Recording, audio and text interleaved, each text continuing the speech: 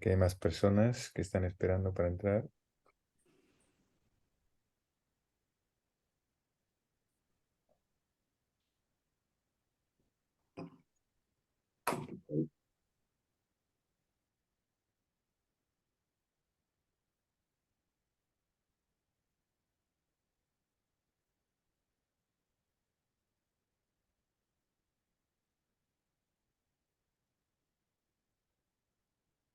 Hola a todos, buenas noches a los que acaban de incorporarse.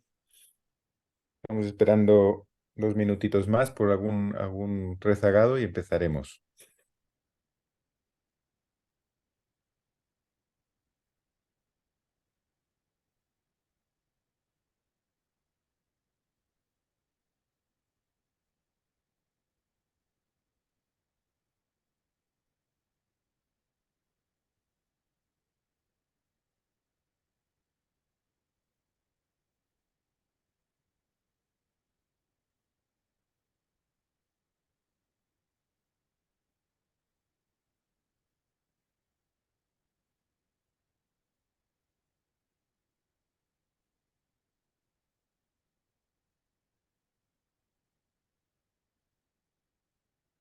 Bueno, si os parece, empezaremos.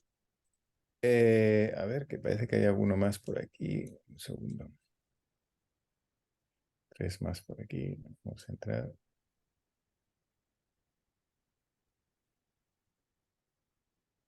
Van entrando.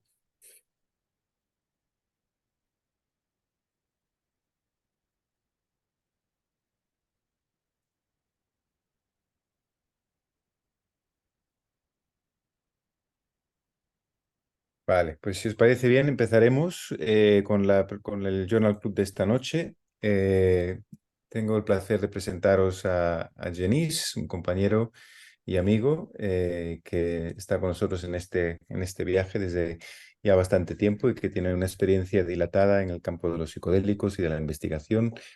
Jenis es psicólogo, tiene un máster en farmacología y máster en ciencias del sistema nervioso central.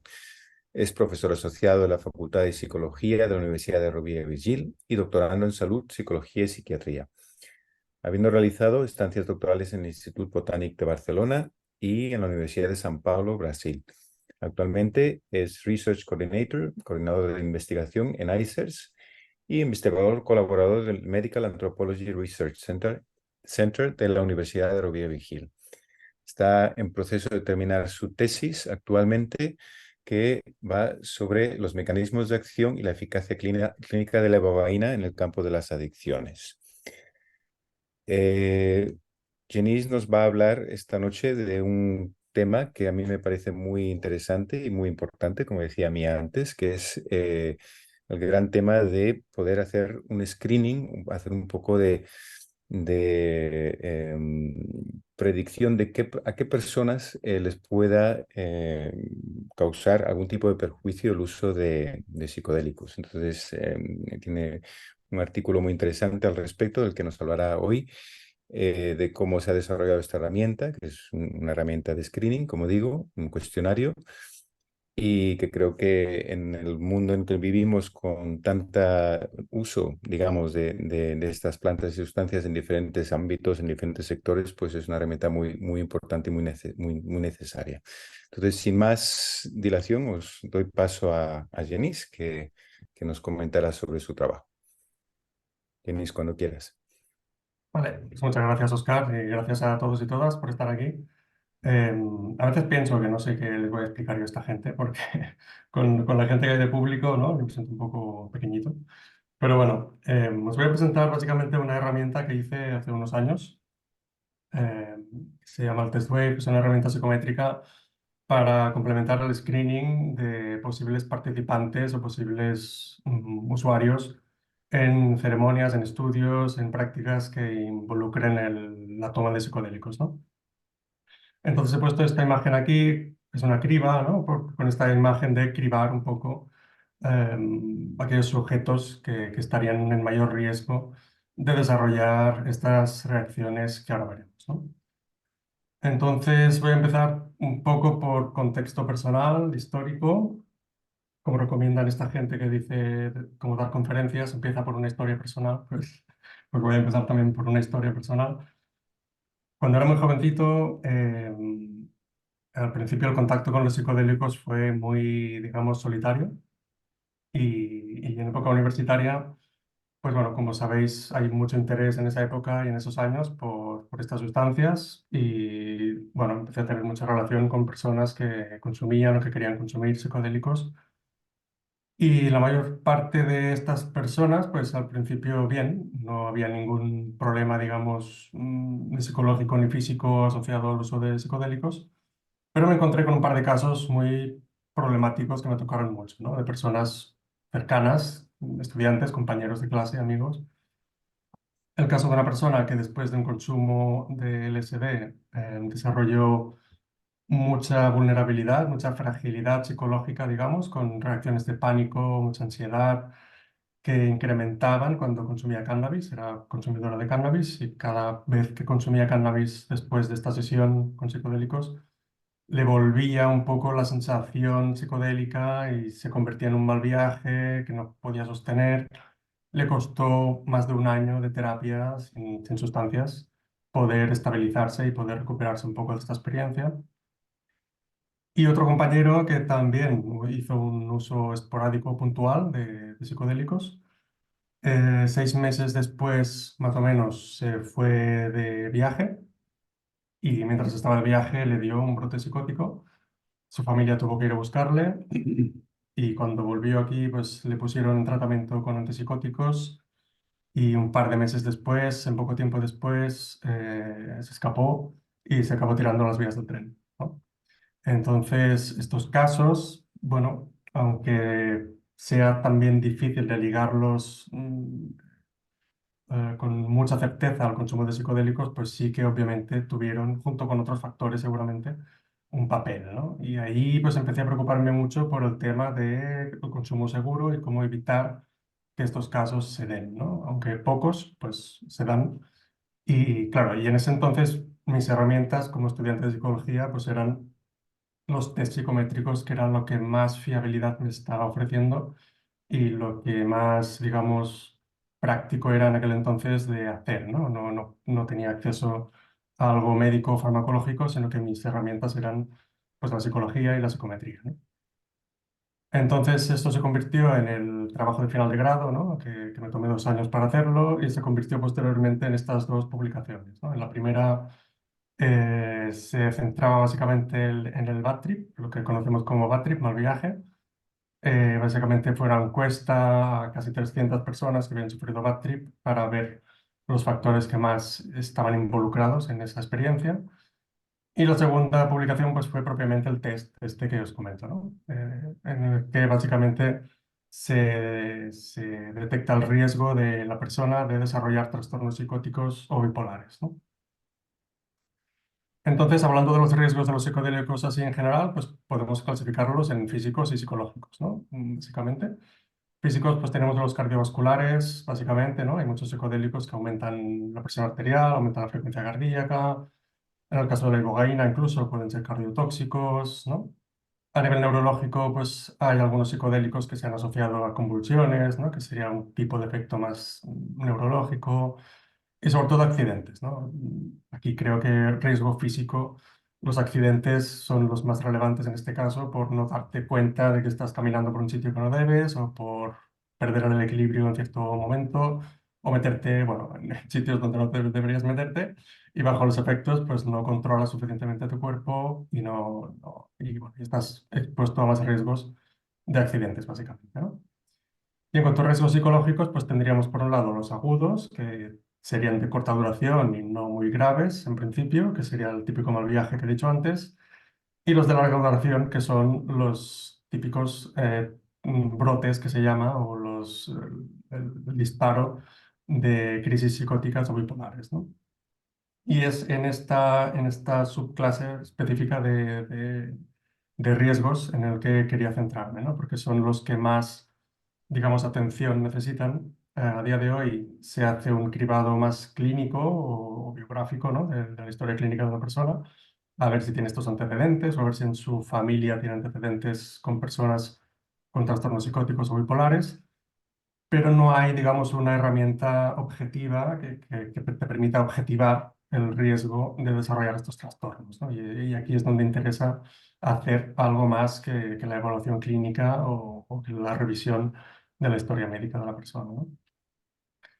El instrumento pues se basó, me amparé en el paradigma de alto riesgo psicométrico, que ya es un paradigma que tiene mucho recorrido en la investigación psicométrica y psicológica en general, y que pretende de alguna manera abordar o detectar la gente con alto riesgo de desarrollar estos trastornos para así actuar más en prevención y poder hacer algo antes de que el brote se establezca de forma definitiva, ¿no?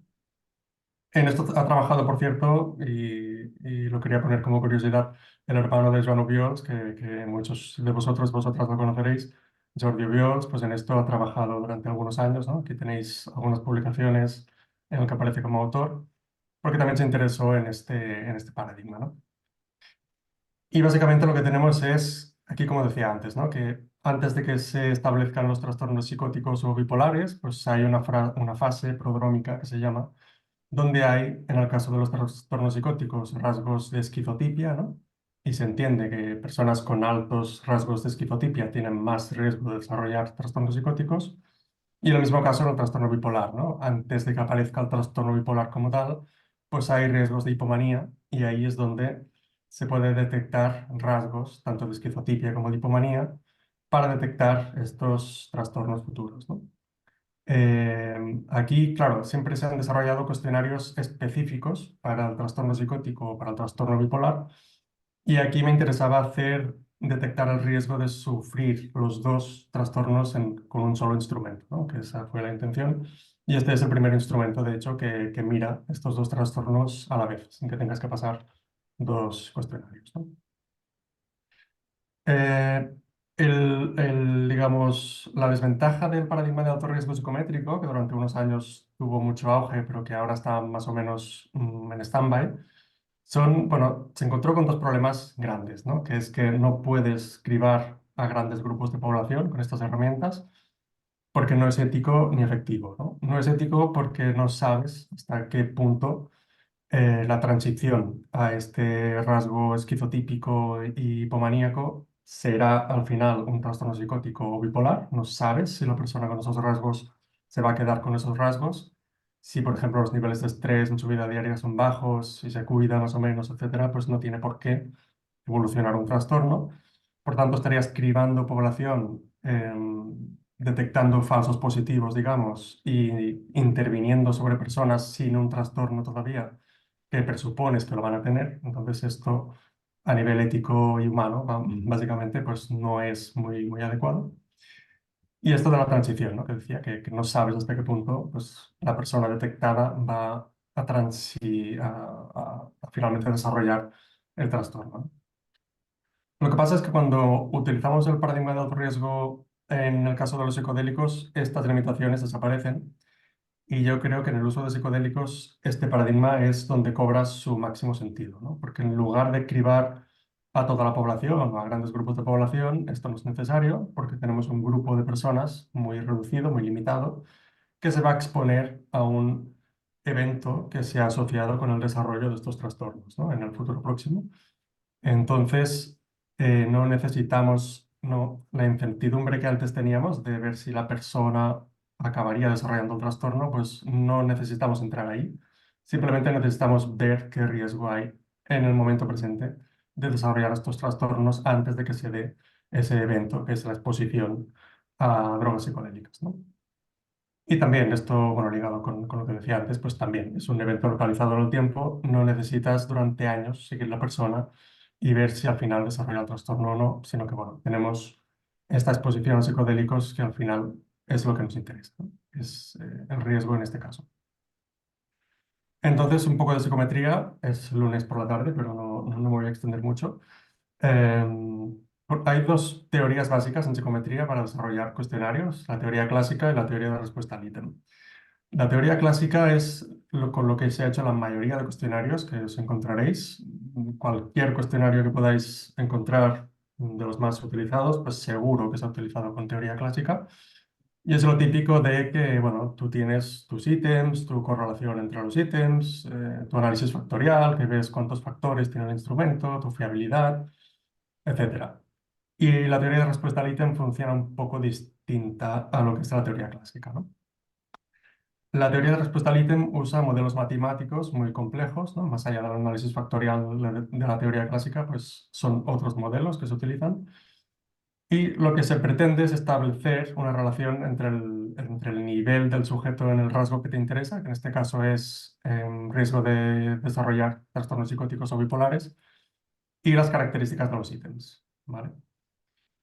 Dos supuestos básicos que tenemos para esta teoría son la unidimensionalidad, es decir, que estemos seguros de que este test mida un rasgo y solo un rasgo, no puedes medir otras cosas. Esto con la teoría clásica sí que tienes el problema de que puede medir tu rasgo de interés, pero también puede ser sensible a otros rasgos, ¿no? E independencia local, es decir, que ninguna pareja de ítems tiene relación entre sí. Con la teoría clásica, gran parte de la fiabilidad del test te lo da la correlación entre los ítems, pero aquí cada ítem tiene su propia, digamos, independencia y su capacidad de predecir el nivel o la habilidad del sujeto, ¿no? Eh, Cuando decimos habilidad, claro, esto es el lenguaje de esta teoría, pero habilidad en este caso pues, sería el riesgo de desarrollar trastornos psicóticos o bipolares, ¿no? Lo que más interesante es de la teoría de respuesta al ítem es que digamos, las propiedades de los ítems son invariantes, no varían con diferentes muestras. Con la teoría clásica, como sabéis, cuando aplicamos un test a una población, clínica, no clínica, estudiantes, da igual, pues tienes unos valores, una fiabilidad, un funcionamiento de ese test, pero cuando te vas a otras muestras, el funcionamiento es distinto, tienes otra fiabilidad, lo tienes que volver a validar, etc. Y aquí esto te lo ahorras con la teoría de respuesta al ítem, porque no es sensible a diferentes muestras, sino que siempre que lo utilices en una muestra, sea la que sea, el test va a funcionar de la misma manera. ¿Vale? Entonces, yo escogí la teoría de respuesta al ítem, me compliqué un poco la vida. Cuando lo elegí no era consciente de lo que me la iba a complicar, pero bueno, la cuestión es que quería hacer un instrumento lo más fiable posible, ¿no? Y lo más fiable posible era utilizar la teoría de respuesta al ítem y no la teoría clásica. Hay dos conceptos que también son interesantes como mínimo mencionar de la TRI, de la teoría de respuesta al ítem. Una es la dificultad de los ítems que puedes medir mediante estos modelos. Y la dificultad es, como pongo aquí, pues el nivel de habilidad en la que un individuo tiene una probabilidad del 50% de responder correctamente al ítem.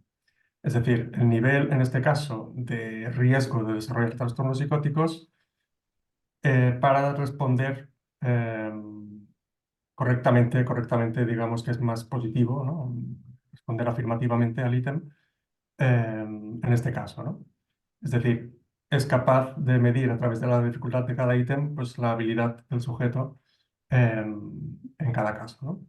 Y la discriminación también te informa de hasta qué punto el ítem en particular es capaz de discriminar entre individuos con distintos niveles de habilidad, ¿no?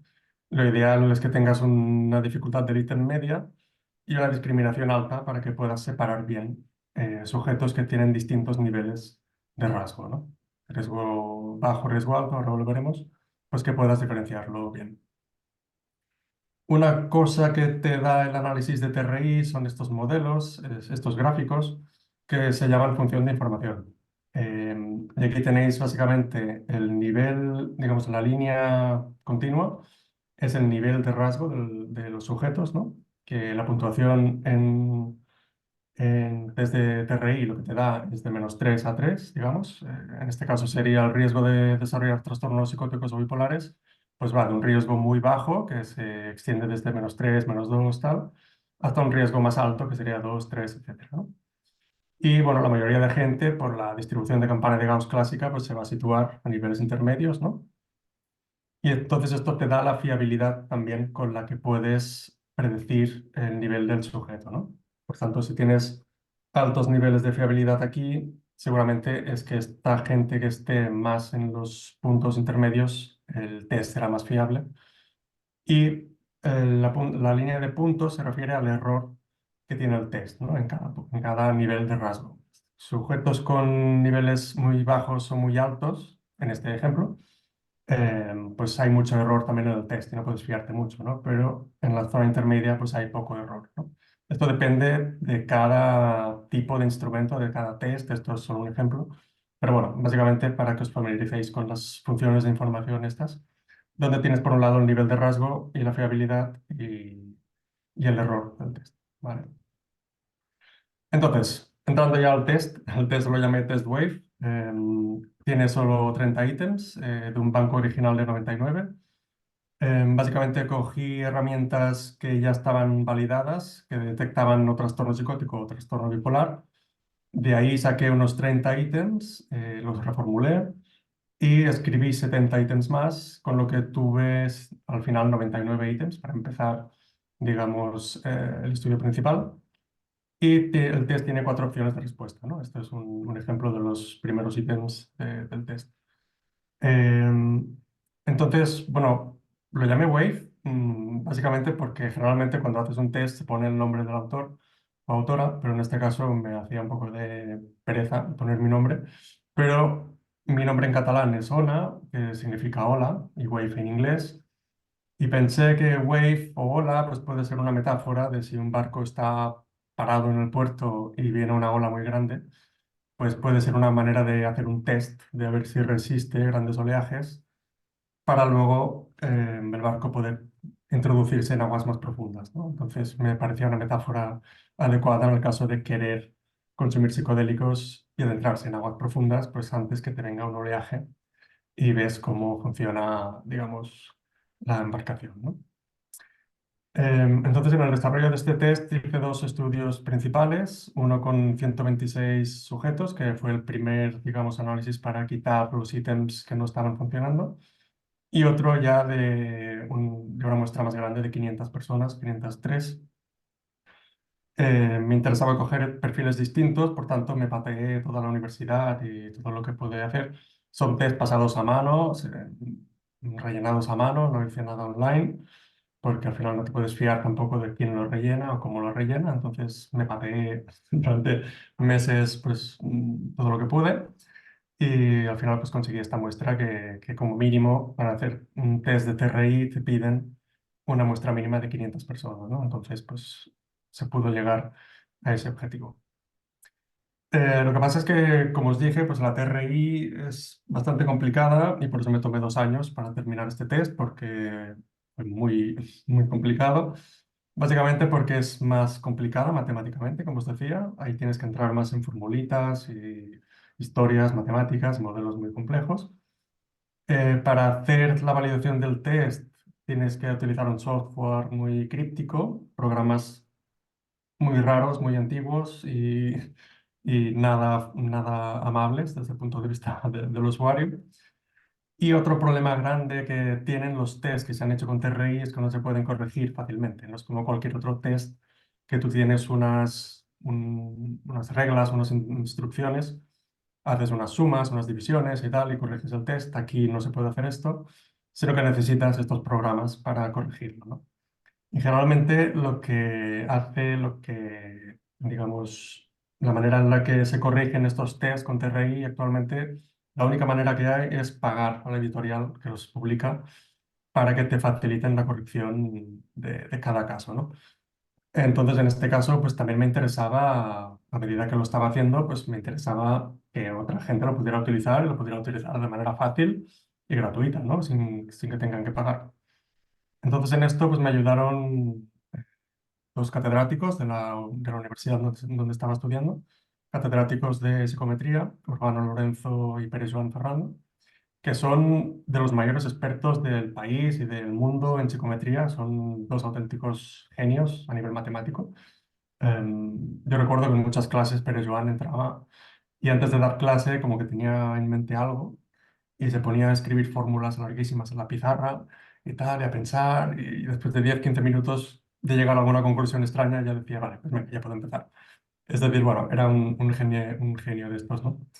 Y, y estos genios, pues hablé con ellos y les comenté este problema de que quería que la gente pudiera corregir este test de manera fácil y gratuita. Y me dijeron que a finales de los 90 publicaron un programa que permitía hacerlo. Y permitía hacerlo de manera gratuita y con MS2, con programación así muy básica de códigos y tal. Y dijeron, bueno, quizá podríamos recuperar esto y ver si se puede utilizar con tu test y ya luego lo utilizamos quizá con otros test también, ¿no? Esta fue la publicación que me mencionaron del año 98, ¿no? Donde publicaban un programa que todo iba así, ¿no? Tenías abrir el 2, esa pantalla negra, no sé si recordaréis, con la que funcionaban la mayoría de los programas en los 90 o principios de los 2000, y poner códigos y fórmulas y tal, y poder corregir tu test, ¿no?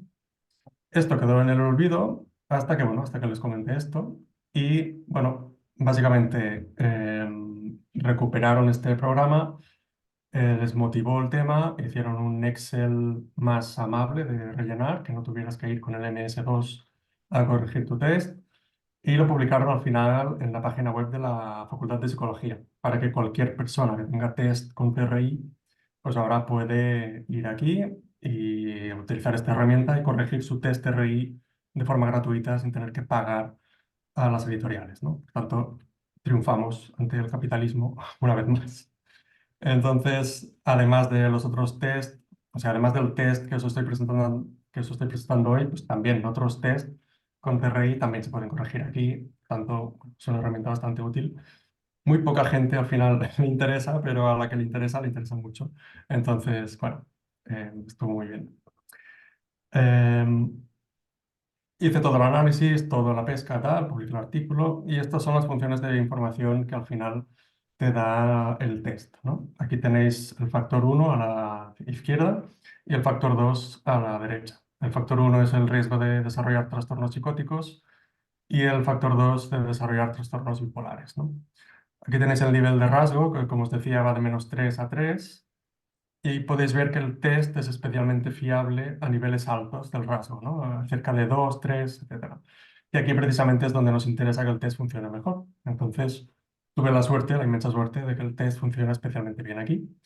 Y hay poco error también aquí, ¿no? Y por el caso del trastorno bipolar, pues más o menos igual, está más disperso, la fiabilidad no es tanto al extremo, pero bueno, también está bastante cercana a lo que más nos interesa y también con menos error en la parte más positiva, ¿no? Perdona, Entonces, Janice.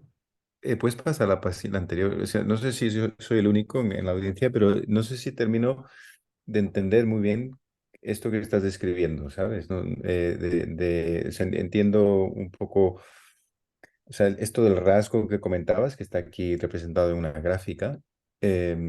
¿Cómo correlacionas a través de pasar test a un montón de gente, ¿no? Estos datos? A lo mejor si es matemática muy complicada, pues me lo dices y pasamos. No sé si lo podrías explicar un poquito para todos. Mm. Sí, básicamente aquí tienes una distribución y un continuo, ¿no? Esto es, digamos, un continuo del rasgo que va de menos a más marcado, digamos, y la gente que rellena un test, pues son todos estos puntitos, ¿no? Y la mayor parte de ellos pues se sitúa en distintas franjas O sea, del son, gráfico. son gente que tiene un rasgo determinado que son medidos a través de los ítems. ¿Es lo que quieres decir? Sí, sí, al final de toda la muestra esta que decía de 500 personas, pues todas tienen rasgos distintos, en este caso de desarrollar trastornos psicóticos o bipolares, y aquí es donde se ve cómo funciona el test al final en las distintas localizaciones de rasgo, digamos, ¿no? Y O esto sea, es lo lo que que te están... informa un poco de la dificultad, de la discriminación de los ítems que estaba diciendo antes, pues ves cómo funciona de alguna manera, ¿no? Hablando así rápidamente, cómo funciona el test, digamos. Que aquí tendrás más fiabilidad, menos error, y lo mismo para el otro, ¿no? Digamos. Ujú, Es una ujú. manera distinta de funcionar de los tests clásicos, es otra lógica, digamos. Aquí básicamente la piedra de toque, digamos, que es la función de información, es este gráfico. Y entonces, Ujú. dependiendo de cómo funciona el test, pues tienes distintos gráficos, ¿no? Y en este caso, pues salió de esta manera, pero por un simple hecho de funcionamiento del test, de dificultad de los ítems, discriminaciones, etcétera, ¿no? Ujú. Entonces, como os decía, pues el test ahora mismo, claro, en teoría, como os decía, los test que se han desarrollado bajo TRI no son sensibles de la muestra, por tanto, utilizados en cualquier tipo de muestra, pues funcionarán de manera más o menos similar. Pero igualmente también me interesaba probar el test en poblaciones realmente que se vayan a exponer a psicodélicos, ¿no? Y en eso estamos. En el estudio de Reus que estamos haciendo con ibogaína, pues se está utilizando este test. En los estudios que están haciendo en Brasil con ayahuasca, con ketamina, pues también están utilizando este test. Y estamos en conversaciones, ¿no? Ya tenemos el proyecto hecho, pero nos falta terminar de cubrir la financiación, pero también se espera que se acabe administrando en los centros de Oregón, de Estados Unidos, donde se está dando psilocibina a la población general, quien quiera, ¿no? Entonces, también sería otra fuente de colección de datos para ver si el test funciona realmente en la vida real, ¿no? Porque todo es teoría, que bueno, que sí que está fundamentado en modelos complejos, en matemáticas, etcétera, pero bueno, al final interesa ver si este test funciona en la vida real. Y yo, en mi experiencia, la verdad es que los pocos casos que te encuentras de personas que puedas sospechar que puedan tener algún rasgo, bueno, algún alguna característica que te hace sospechar, que ha sido en el estudio de Reus, que es donde estoy más involucrado, el test da puntuaciones altitas. Entonces, más o menos ya ves que a partir de 1,6, 1,8 en la puntuación del test, pues te tienes que empezar a preocupar, ¿no? Porque empieza a haber algo que, bueno, que aunque no sea definitivo, como decía, pues como mínimo te hace plantear si hay que hacer una evaluación más exhaustiva, si hay que hacer otras pruebas, etcétera, ¿no? Que esto también me gustaría incidir en este punto, que claro, es un test psicométrico, que al final es una prueba más, que quizás está bien tener algo que te permita hacer algo más objetivo, pero al final no se ha hecho con la idea de sustituir ni reemplazar los actuales screenings que se están haciendo, ¿no? Sino que, por ejemplo, en Brasil les va muy bien porque quedamos al final en que los casos en que ellos sospechaban más, en aquellos que por el criterio clínico, digamos, me hacía pensar que algo podía ir mal, pues hacen el test para asegurarse, ¿no? Es un paso más o una prueba más que puedes tener para asegurarte de que estás exponiendo a la persona de manera segura o no a psicodélicos, ¿no? Entonces, bueno, hay que ver cómo se va desarrollando, pero bueno, estos estudios, digamos, son los que terminarán de confirmar si el test funciona o no, ¿vale?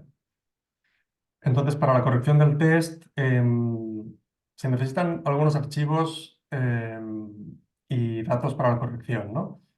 Yo voy pasando estos archivos a quien me los pide, a quien está interesado en utilizar el test, que básicamente es un pequeño protocolo de corrección, un archivo Excel con las dificultades y discriminaciones de cada ítem, el Psychometric Toolbox, que es la herramienta que han colgado en la Facultad de Psicología, que os he enseñado antes, y las respuestas al test mismo, ¿no? Entonces, con esto, pues podrías corregir el test de forma bastante fácil y rápida, ¿no? Pero te tienes que acostumbrar al proceso porque es un poco, digamos, fuera de lo habitual. El Psychometric Toolbox es este archivo de Excel que os pongo por aquí, solo para que lo veáis, tampoco haremos nada. Pero bueno, es un archivo de Excel así personalizado, ¿no? Que tiene sus propios, bueno, mm, fórmulas y tal, que yo tampoco entiendo nada. Esto me lo pasaron estos catedráticos que os comentaba antes. Aquí pones tu puntuación del test, ¿no? Estos son cada ítem, son 30 ítems, pues son 12 sujetos en este caso. Y a partir de algunos análisis que vas haciendo pues por aquí y tal, pues al final obtienes los resultados, que es el TH-score del test, ¿no? Que como os comentaba, pues van de -3 a 3 y puntuaciones pues que se acerquen, aquí veis, ¿no? Por ejemplo, 1,5 o tal, estas ya harían sospechar un poco de que hay niveles de riesgo altos, ¿no? Entonces, bueno, esto es básicamente lo que os quería comentar. Si, si tenéis interés, claro, antes de embarcaros en esto, pues yo estoy a vuestra disposición o incluso, como os comentaba al principio, como me encontré con estos casos hace años y me tocó personalmente bastante, pues también estoy abierto a incluso corregir test si lo necesitáis esporádicamente, pues yo tengo un compromiso personal con esto y os animo a que os aprovechéis de este compromiso y no hay problema en involucrarme en posibles correcciones. Y quería terminar con que esto lo he añadido a última hora, que es que puede ser que en un futuro próximo no necesitemos preocuparnos o no necesitemos preocuparnos tanto por los trastornos psicóticos, porque han empezado a aparecer varios artículos en los que se plantea si se pueden utilizar psicodélicos en personas con trastornos psicóticos, ¿no? Son puertas que se van abriendo. No sé si esta se terminará abriendo del todo, pero, por ejemplo, este artículo básicamente defiende el uso de psicodélicos no psicoactivos, ¿no? Análogos o derivados psicodélicos sin los efectos psicoactivos para aprovechar otros efectos de los psicodélicos en gente con esquizofrenia. Aquí hacen una revisión muy interesante de la historia de los psicodélicos utilizados en esquizofrenia, que en los años 50-60 pues, se utilizaron bastante en personas con esquizofrenia, con resultados interesantes, cuando menos.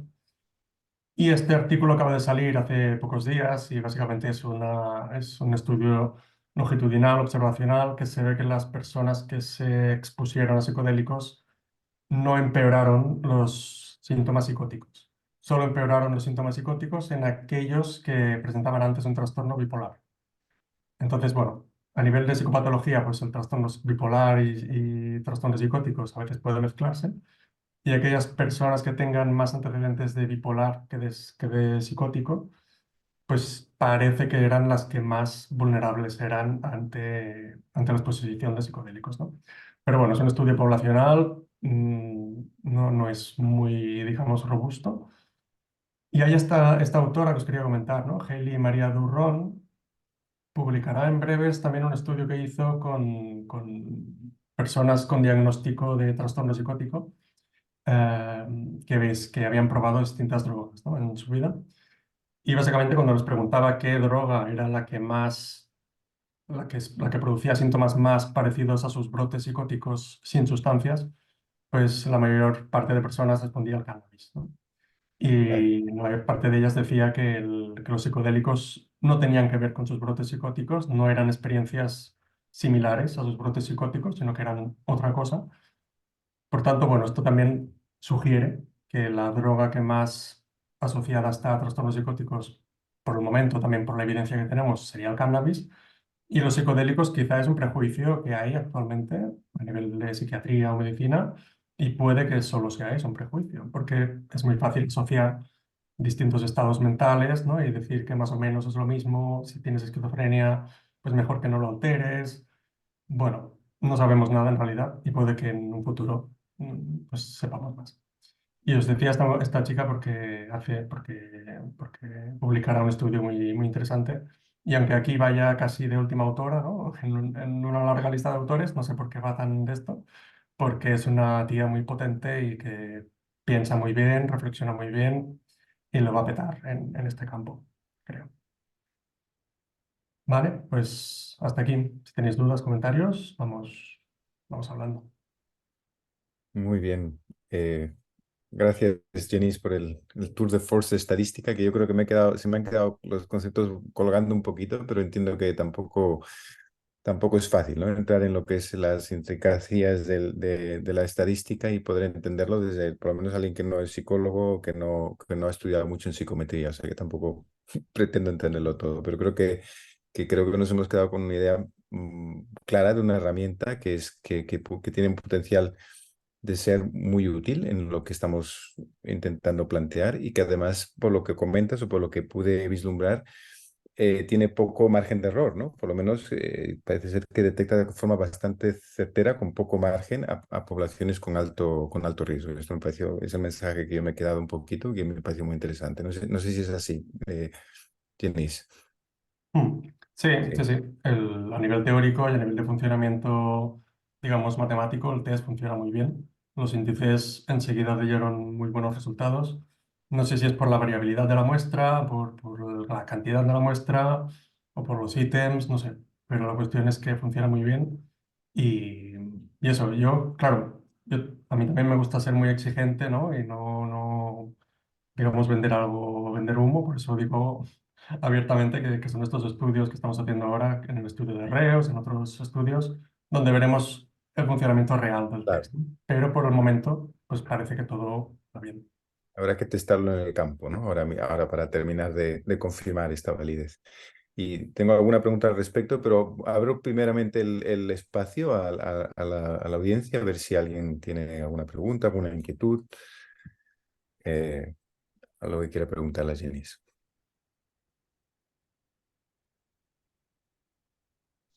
Sí, a mí me gustaría saber si se puede acceder a este test, si lo puedes facilitar de alguna manera para tenerlo. Es más fácil, bueno, para los que no somos de psicometría, pues partir de algo, de la herramienta real para poder entenderla. No sé si es posible el acceso. Gracias. Me tendrías que enviar un mail porque no está abierto por ahí publicado. La idea es publicarlo en breves, pero no me da la vida. Pero sí, me puedes escribir, no sé si te has apuntado el mail o me lo dejas aquí en el chat y te lo puedo enviar sin problema. Javier Vera, has levantado la mano. Sí, hola Oscar y Jens. Ha estado muy interesante, la verdad que vaya valor tienes con hacerlo con la teoría de respuesta al ítem, yo soy psicólogo y la verdad que es altamente compleja. Te quería preguntar si a mí me gustaría también ojearlo si es posible, e incluso rellenarlo, ya que estamos. Si es el único test que hay ahora mismo publicado para este propósito o si se ha hecho algún otro estudio similar desde la otra teoría más clásica. No sé. Mm. Sí, se han hecho test, como dices, desde la teoría clásica.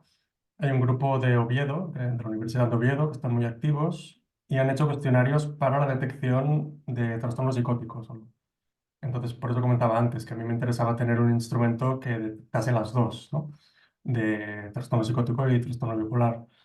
A día de hoy es el único instrumento que detecta las dos a la vez, ¿no? Y también al hilo de esto también me produce curiosidad qué posibles usos también pueden dársele más allá de los psicodélicos, ¿no? Por ejemplo, porque tienes una herramienta que te criba a personas con riesgo de trastorno psicótico bipolar y esto podría tener aplicaciones, pienso así a priori, en pacientes oncológicos que quieran utilizar cannabis para paliar los síntomas de la quimioterapia.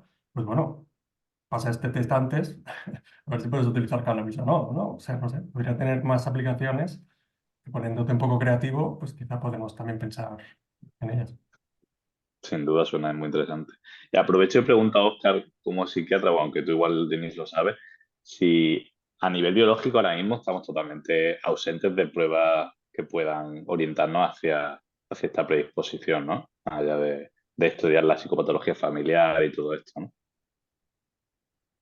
Por lo menos, y tienes, tú también puedes intervenir con esto, pero que yo sepa, por lo menos a nivel clínico, en la práctica diaria del psiquiatra y de los psiquiatras, no hay actualmente pruebas biológicas que sean capaces de discriminar estados prepsicóticos o psicóticos. Sí que, evidentemente, en el campo de investigación hay muchos marcadores biológicos, digamos, que se están estudiando como posiblemente relacionados con estados psicóticos o prepsicóticos. Curiosamente, ahora justo estoy participando en un estudio aquí en el San John de Dios donde se está investigando un marcador genético, un polimorfismo genético que se puede detectar en sangre para diferenciar personas que tienen un trastorno bipolar eh, o de personas que tienen un trastorno depresivo. Es decir, muchas veces, ¿no? Un trastorno depresivo, hasta que no tenga la persona el proceso maníaco, no puedes diagnosticarlo de bipolar. Entonces, este marcador, que parece que tiene bastante poder predictivo, sería capaz de a una persona que no ha tenido un brote, un episodio maniático, diferenciarlo, o sea, decir si es una persona con trastorno bipolar al que aún no se ha manifestado la manía o simplemente es un trastorno puro depresivo. Entonces pero todo esto es en el campo de la investigación. Este es un estudio que se llama LEDIT-P y está investigando precisamente esto, ¿no? Empezar a mirar ciertos biomarcadores que puedan darnos alguna información predictiva. No sé si tú conoces algo más, Jenis, en este campo de marcadores biológicos. Gracias. No, bueno, todo es así. Estaba pensando en la línea de, si nadie más tiene una pregunta en este momento, de lo que comentabas de usos imaginativos, ¿no? Yo justo tenía aquí apuntado una pregunta, si se podía plantear el uso de este test también para ámbitos en donde se incentiven o se produzcan experiencias expandidas de conciencia sin el uso de psicodélicos, ¿no? Algún tipo de práctica, no sé, desde respiraciones hasta prácticas meditativas específicas diseñadas a alterar de forma más profunda. Y bueno, como una especie de screening, como una especie de salvaguarda, ¿no? Antes de meterse a practicar este tipo de cosas. Sí, sí, totalmente. De hecho, pocos años después de estas experiencias Perdona, por ejemplo, los que tuve vipassanas, cercanas de... Denis. Perdón, que te he interrumpido. Por ejemplo, Sí, los vipassanas, ¿no? exacto. Estos de 10 días que muchas veces gente dice, "Ostras, no sé si debería meterme en algo así o si no, ¿no?". Sí, Incluso con sí, sí. pacientes que ves, te planteas si realmente es una buena idea mandarlos a un retiro de estos tan largos, ¿no? Y tan intensos. Sí.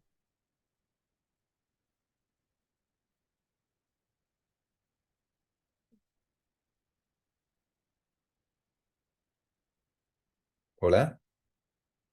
¿Me oís? Sí, Parece que se nos ha cortado Jenis, pero los demás seguimos, ¿no? sí.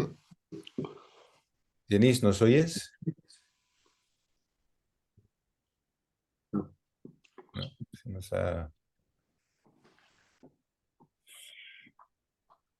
se nos ha congelado.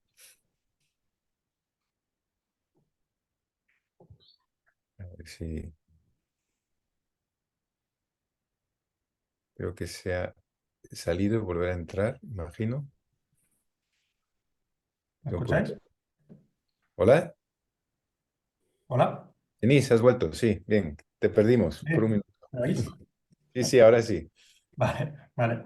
Sí, pues esto que quería decir justo lo que ibas, que tenemos telepatía, porque quería comentar algo así, que es que poco tiempo después de tener contacto con estas experiencias de complicaciones serias, ¿no? Después del uso de psicodélicos, entré en un retiro de Vipassana y creo que en el cuarto, quinto día, había un chico más jovencito que yo y también empezó a entrar en pánico, a gritar. Bueno, le tuvieron que sacar del retiro porque seguramente pues, tuvo alguna especie de crisis, brote, etcétera, ¿no?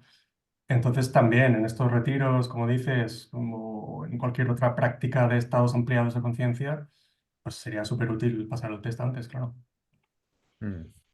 Tenéis, Oscar, oye, qué bueno esta herramienta. Una reflexión o una propuesta que a lo mejor parece descabellada. Nosotros aquí en la clínica, hace 3 años, con la Universidad de Valencia, vinieron unos tipos que se dedicaban a la genómica y pidieron muestras de todos los pacientes de la clínica para hacer unos marcadores que predisponían a cada uno a la posible adicción a un tipo de sustancia.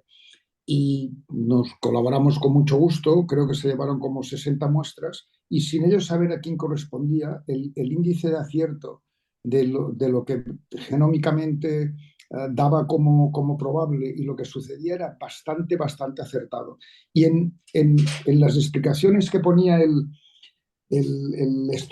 resultado de ese estudio genómico nos daba, por ejemplo, la posibilidad de hacer un brote psicótico inducido por cannabis, la posibilidad de hacer un brote psiquiátrico por, por psicótico por inducción de cocaína, etcétera, etcétera. Oye, me sería una oportunidad buenísima el cruzar las dos historias, o sea, que pudiéramos ver si realmente los que tienen predisposición genética, mediante ese test, somos capaces de identificarlos y encima de confirmarlo.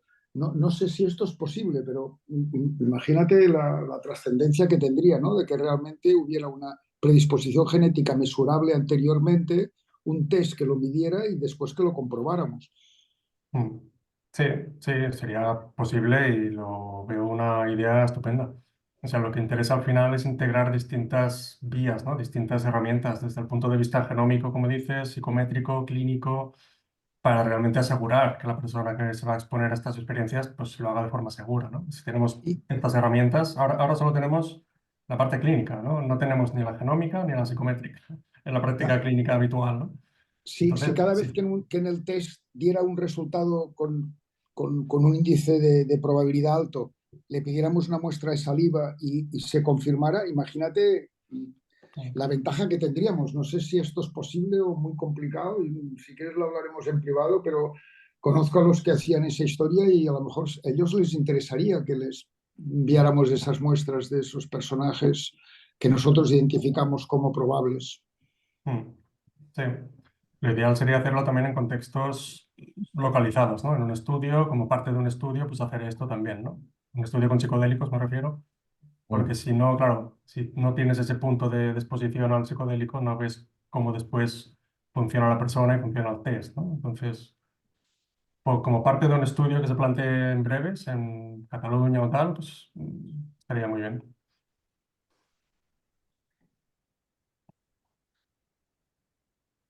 Muy interesante como idea. ¿Alguien más quería preguntarle? Antes de tomárselo, Ya, claro, antes. es un problema. Janice, yo me he apuntado por aquí, por ejemplo, la idea de si se os había ocurrido o te planteas, entiendo que tu motivación es de que esto se pueda expandir, pueda utilizarse de la manera más amplia posible y a ser posible sin costo o muy poco costo, ¿no? Tal como lo escribías. Entonces, sí, que quizás una idea interesante sería poder, bueno, imagino que ya lo has pensado esto, ¿no? Pero publicarlo a través de la web, ¿no? Tener algún tipo de link en que la persona pudiese acceder al test, pudiera rellenar los ítems y tener automáticamente prácticamente una recomendación, ¿no? Teniendo en cuenta de las respuestas que ha dado. ¿Cómo lo ves esto? Claro, publicar el test en abierto, estupendo, claro, no tengo problema. Lo que pasa es que, bueno, me hice una página web, pero que la hice hace años, no entra nadie. O sea, no sé si hay alguna diferencia, porque nadie pasa por ahí.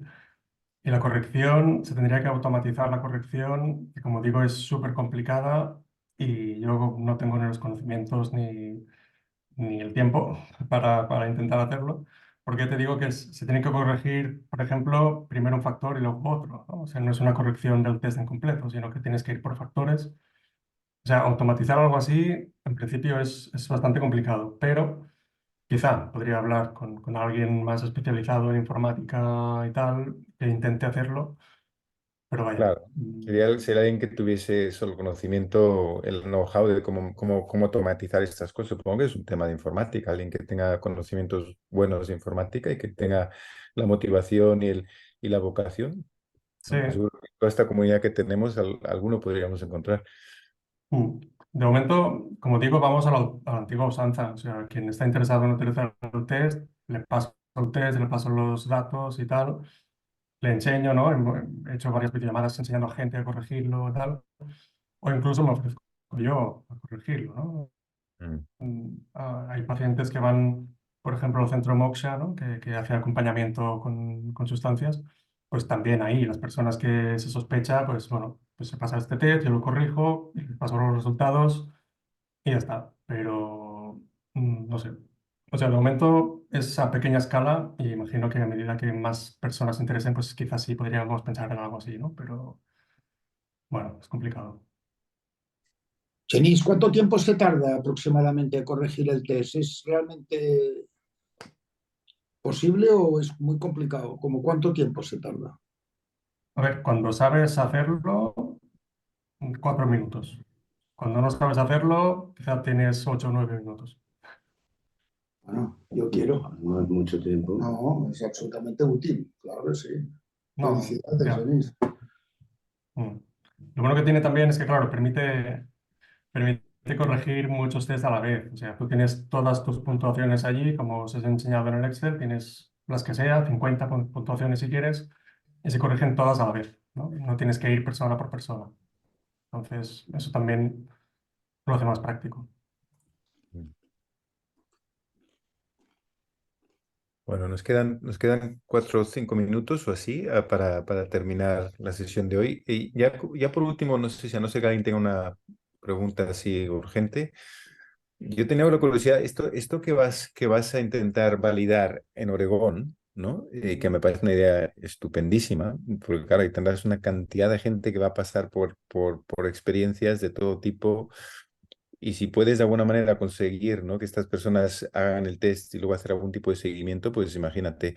Pero la última vez que yo hablé con Todd, que no sé si es con el que has estado hablando al respecto, que ha sido parte del panel que se dedica bueno, a hablar de la forma en que se iba ¿cómo se dice?, concretizar este proyecto de Oregón en Estados Unidos. Decía que una de las grandes dificultades es que la gente o sea, no se han creado mecanismos para recoger datos, ¿no? O sea, este es un programa que se ha difundido, pero así a la brava, y no hay ningún mecanismo de recoger datos, y que además esto es por diseño, porque hay mucha gente dentro del mundo americano que no les interesa y no querrían por temas de privacidad y esto de compartir datos sobre si toman o no toman, si usan o no usan. ¿Cómo vas a lidiar con esto?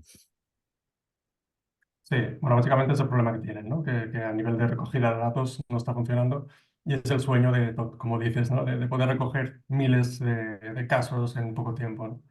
En este caso lo veían plausible, no solo estaba hablando con Todd, con otras personas también, y lo veían plausible porque lo encajaríamos dentro del estudio concreto, ¿no? Digamos, los centros que se abran a participar, pues se administrará este cuestionario, pero durante un tiempo limitado para recoger la muestra que sea, Vale, y no será algo sistemático que todos los todos los centros centros. tengan que hacer, porque si no nos topamos con burocracias y cosas y ya es imposible. Por eso es un estudio concreto donde tiene un principio y un final, ahí ya es distinto. Mm, Muy bien, muy interesante. Bueno, pues no sé, ¿alguien más le queda alguna curiosidad, duda? Yo, ya que me he animado antes, voy a hacer otra pregunta. Entiendo que, o sea, tú hablas de trastornos bipolares o psicóticos, ¿no? Entiendo como diagnóstico completo, pero yo también he conocido personalmente a alguna gente que ha tenido experiencias que podríamos categorizar como subpsicóticas, ¿no? Con algunos síntomas puntuales que no han llegado a eclosionar en un trastorno. Entiendo que también podría servir para detectar un posible riesgo para estas experiencias como intermedias. Mm. Claro, aquí está menos claro, porque, bueno, como decíamos antes, ¿no? Esto es un continuo y no sabemos hasta qué punto es más problemático, quizá alguna persona es más resistente y hasta que no llega a altos niveles de esquizotipia no desarrolla un trastorno. Y hay personas quizá menos resistentes o más vulnerables, llámalo como quieras, que con pocos síntomas ya causan más complicaciones y acaban brotando en un trastorno, ¿no? Hay mucha complejidad. Y aquí aparte también hay el tema de que, claro, mientras hacía el test y a medida que iba recogiendo datos, también pensaba que quizá las personas usuarias de psicodélicos, quizá su nivel basal de nivel de esquizotipia ya es un poco más alto que la población general, ¿no? Porque se exponen frecuentemente a experiencias fuera de lo normal, digamos, ¿no? Tienen distorsiones visuales, pueden tener alucinaciones, pueden tener bueno, experiencias que la gente normal no tiene y quizá asumen o son capaces de tolerar niveles de esquizotipia, de lo que en psiquiatría se entiende por esquizotipia, un poco más altas que la población normal, ¿no? En esto también estoy interesado en mirarlo. Si recogemos más datos y tal, comparar la población normal con el test y población usuaria de psicodélicos, quizá para ver el nivel basal de cada una sería súper interesante también.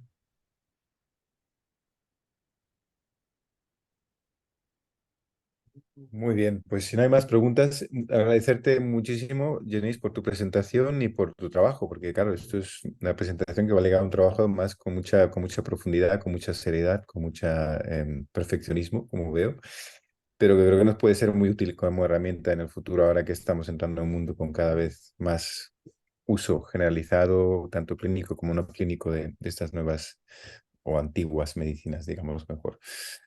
Gracias por todo. Gracias a todos por atender. Dejaremos esto grabado en algún lado en la nube y esperemos poder compartirlo con el resto de la comunidad dentro del grupo. Adiós y buenas Muy noches. bien, merci. Adéu. Buenas noches. Gracias.